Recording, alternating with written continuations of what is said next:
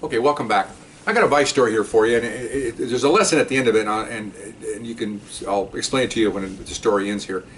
You know, we're undercover, plain clothes, and we're checking all these little small bars. And the bar, said in other stories, you know, these bars have like 5 tables, maybe a long bar, maybe 20 or 30 feet. That's pretty much it. A couple of bathrooms. You know, once in a while you'll see one with a pool table, but they're home. They're what we call neighborhood bars. Okay, everybody knows everybody and all that. So I'm working in one part of the city, and it's heavily Hispanic, and so I go into it's my turn to go into the bar, and I'm in the bar and I'm sitting over on the side, and I look really bad. I got a black trench coat, I got long hair, I got a bandana, but I'm not trying to look like a gang member. I'm just trying to look like just an idiot, a derelict. And I'm sitting there, and a guy comes in, and he's got a cowboy hat on, Stetson, and he's dressed wearing black, and got cowboy boots on. He sits over a little bit away from me, you know. So we're just drinking beer, and I give him the what I call the Latino nod. I give him the nod, he gives me the nod back, and we're drinking.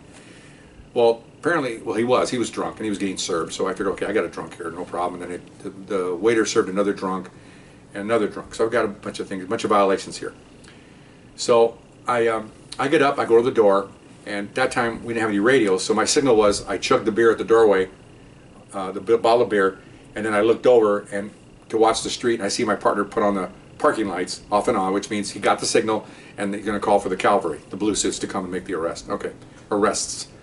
So I go back and I sit down. Now order another beer. I'm not going to drink it because I want to keep pretty sober here. I've only had one beer. So I'm sitting there. And the guy was upset or something. He's looking at me, you know, and now he's looking like he's pissed off at me. I don't know. I haven't done anything. And I had my trench coat, and in one of the pockets I had my gun in there. And so sometimes when I get threatened, I'll just drop my hand down and put it in there and grab the gun. Okay. So he gave me this look, right? So I reached down at my pocket. I was looking at him, and I kind of bring the gun up on top of my leg, in the pocket. I thought, okay, if something's going to happen here, I'm not going to be caught flat-footed here.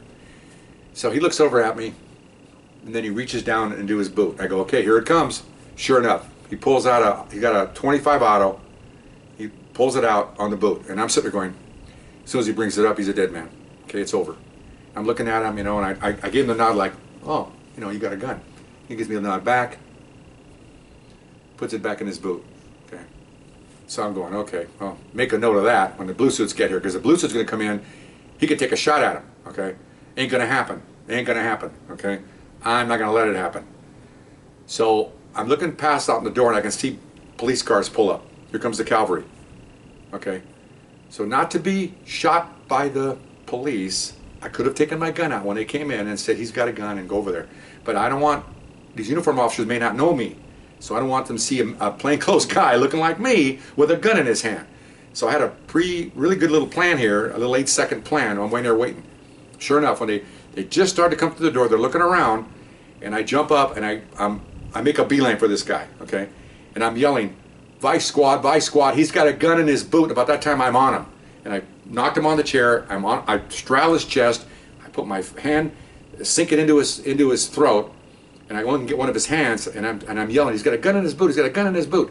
And more uniforms are coming in, and one guy knows me, and he goes, okay, just stay right there. So I hear some movement behind me, and somebody says, we got the gun. And then I'm yelling, stop her, and stop them. I'm directing traffic because all these guys are going to get out on top of me. So uniforms come up, cuff him. Say, roll him over, they cuff him.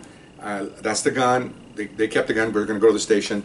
Picked up the bartender, got 2 more drunks. I'm directing traffic, and we leave. And get back to the station, and I'm writing the report. I tell my supervisor, very straight, really nice guy, and he goes, wow. He said, you know, why did you shoot him? And you'll find that there's 99 out of 100 times officers do not shoot because it's not the time.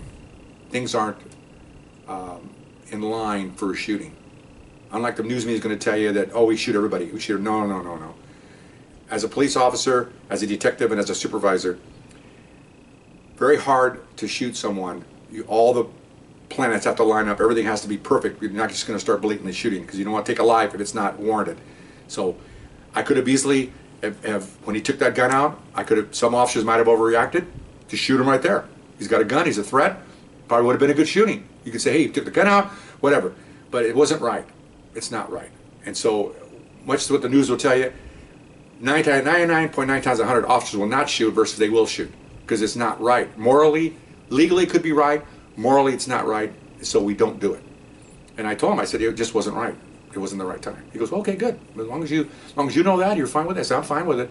I said, he doesn't know. And I told the guy when I interviewed him, I said, you're lucky you didn't pull that gun and point it at me. He was sort of, he just looked at me like he didn't care. Well, that's fine. I care. You don't care, but I care. So me caring saved your life. And it happens a lot. Not just me. Hundreds of times I'm sure officers do the same thing. Not shoot. And it's good that they could do it. They got to do it when it's right. So there's my gun story. I hope you enjoyed it, and we'll see you next time. Bye-bye.